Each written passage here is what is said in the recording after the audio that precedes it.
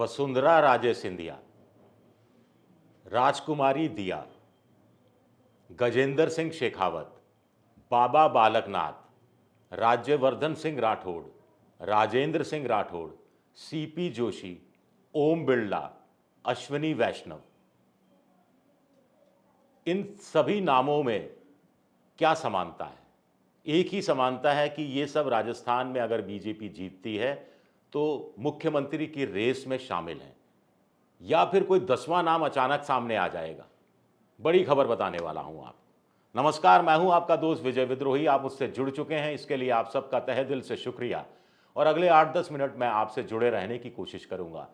तो दो अखबारों के हिसाब से मैंने अपना वीडियो बनाया है, एक टाइम्स ऑफ इंडिया और एक Indian express. Times of India में कुछ दिन पहले अमित शाह का एक इंटरव्यू छपा। अमित शाह से पूछा गया कि अगर बीजेपी राजस्थान में जीती तो क्या वसुंधरा राजे को मुख्यमंत्री बनाया जाएगा। तो अमित शाह ने इसका जवाब इस तरह दिया। अमित शाह का कहना था कि अभी सब चुनाव लड़ रहे हैं, सामूहिक रूप से चुनाव लड़ रहे हैं। चुनाव जीतने के बाद सबकी भूमिका तय की जाएगी, वसुंधरा राजे की भूमिका तय की जाएगी।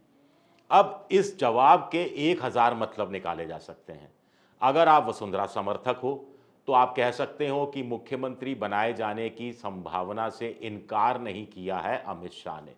अगर आप वसुंधरा को नहीं चाहते तो आप कहेंगे कि आउटराइटली एक तरह से इशारा कर दिया है कि वसुंधरा राजे को मुख्यमंत्री नहीं बनाया जाएगा और एक नई भूमिका तलाश की जाएगी। अभी वो राष्ट्रीय उपाध्यक्ष की भूमिका में है, फिर उनको कहा जा रहा है कि लोकसभा चुनाव लड़वाया जाएगा और केंद्र में भेज दिया जाएगा, और 2024 में मोदी जी की तीसरी बार सरकार बनती है तो वहाँ केंद्र में मंत्री बना दिया जाएगा, बदले में उनके बेटे को झालरा। ये सब आप जानते हैं, लेकिन जो आप नहीं जानते वो मैं बता रहा हूं। जो अमित शाह कहना चाहते थे, जो नहीं कह पाए, वो बता रहा हूं। दिल्ली के सूत्रों के अनुसार आला कमान ने बिल्कुल साफ मानस बना लिया है कि वसुंधरा राजे से अब किनारा कर लेना है। उनको किसी भी हालत में मुख्यमंत्री नहीं बनाया जाएगा, सिर्फ एक हालत को छोड़कर, वो मैं आपको बाद में बताऊंगा। तो किसी भी कीमत पर मुख्यमंत्री नहीं बनाया जाएगा। और बीजेपी ने अभी से अल्टरनेट सोचने शुरू कर दिए हैं।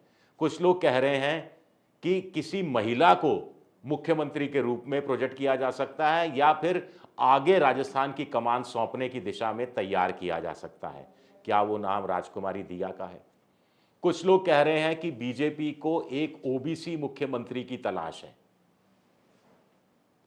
शिवराज सिंह चौहान मध्य प्रदेश में एकमात्र ओबीसी मुख्यमंत्री हैं। मध्य प्रदेश में बीजेपी की हार करीब करीब तय मानी जा रही है। जीत भी गए तो चौहान को मुख्यमंत्री नहीं बनाया जाएगा। तो ऐसे में राजस्थान में एक ओबीसी मुख्यमंत्री कौन हो सकता है? आप कहेंगे फिर वही सतीश पूनिया, जाट हैं, ओबीसी। आप कहेंगे कि यादव, बाबा बालकनाथ। बाबा बालकनाथ के पक्ष में ही चीज़ें जाती हैं कि उन्होंने भी शादी नहीं की है, कोई भ्रष्टाचार का आरोप नहीं है, हिंदूवादी उग्र हिंदुत्व को अपनाते हैं, योगी आदित्यनाथ जैसे नज़र आते हैं। लेकिन उनके साथ माइनस पॉइंट कई सारे हैं कि कोई प्रशासनिक अनुभव नहीं है, सरकार चलाने का कोई अनुभव नहीं है, मंत्रालय में नहीं रहे, कहीं नहीं रहे, राजनीति में रंगरूट हैं।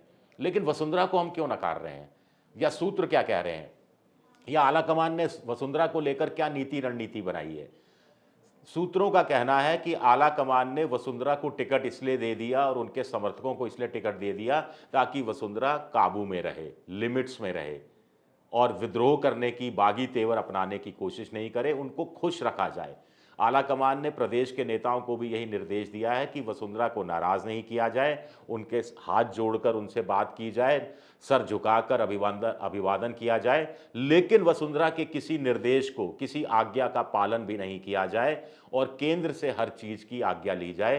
केंद्र यानी आला कमान यानी अमित शाह से पूछा जाए कि क्या करना है, क्या नहीं करना है, और वसुंधरा को नाराज नहीं करना है। ये बात कही जा रही है।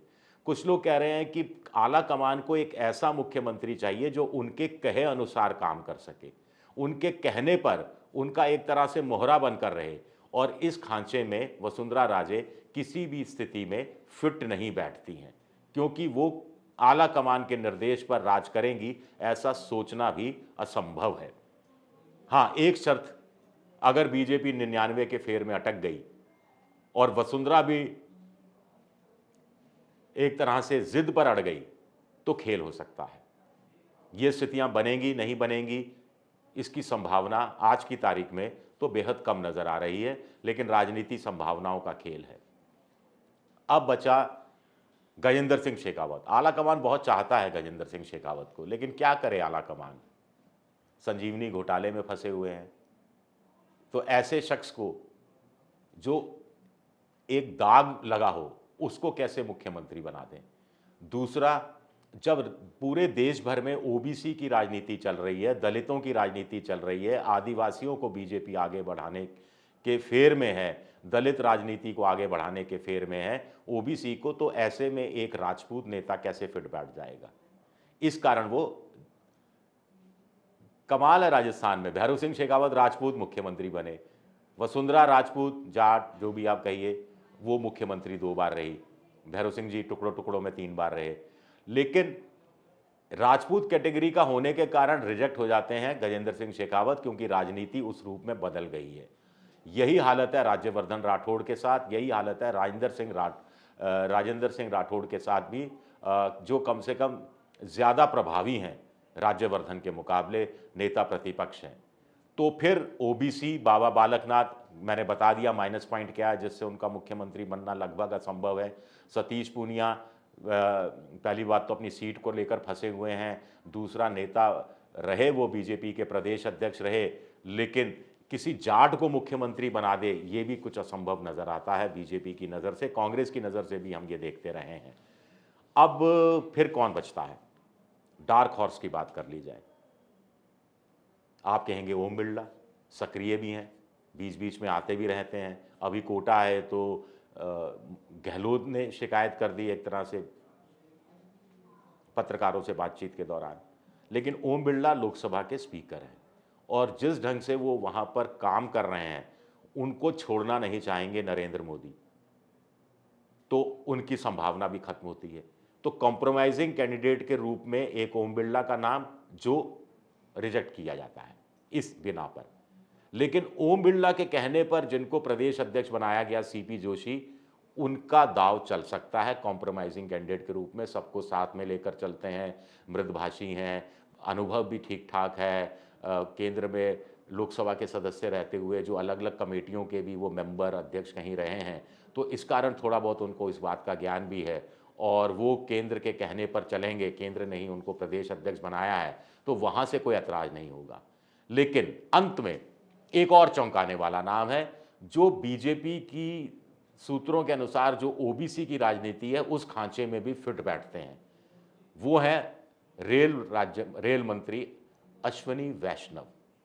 मूल रूप से पाली के हैं, उड़ीसा कैडर के आईएएस अधिकारी रहे, गुजरात में उनका परिवार बिजनेस करता रहा, जहां से वो मोदी जी के संपर्क में आए। मोदी जी बहुत पसंद करते हैं उनके ड्राफ्ट को, उनके रिप्रेजेंटेशन को बहुत पसंद करते हैं। बीच में वो वंदे भारत के चक्कर में कई बार राजस्थान का और जयपुर का दौरा करते थे और संकेत भी देते थे। अब उन्होंने चुनाव के समय में भी आना बंद कर दिया है, वो कहानी अलग है। लेकिन कुछ लोग कह रहे हैं कि नहीं, किसी आईएएस अधिकारी को, प्रशासनिक अधिकारी को, रिटायर्ड, एक झटके में मुख्यमंत्री का तमगा दे देना बड़ा मुश्किल नजर आता है।